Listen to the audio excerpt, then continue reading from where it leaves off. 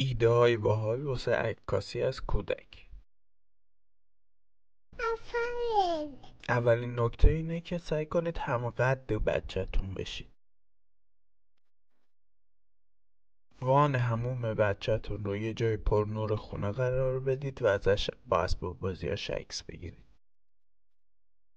میتونید از یه رو تختی رنگ شن استفاده بکنید با حوله یا عینک آفتابی و کرم ضد آفتاب از بچه‌تون عکس بگیرید. یه چمدون بزرگ پیدا بکنید، بچه‌تون رو همراه با اسباب بازیاش توی چمدون قرار بدید.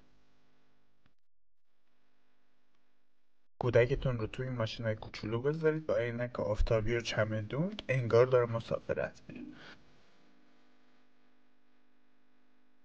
از بستنی خوردن کودکتون عکس بگیرید، مخصوصا تو فصل گرما. از بازی کردن کودکتون با حیوانات خونگی عکس بگیرید.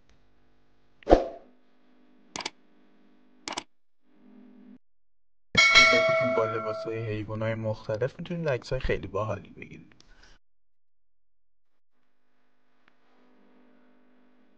کودکتون رو تخت قرار بدید و همراه با عروسک و اسباب بازیاش ازش عکس بگیرید.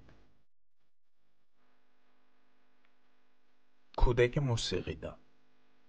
میتونید از هدفون و سازهای مختلف در کنارش استفاده بکنید و از کودکتون عکس بگیرید.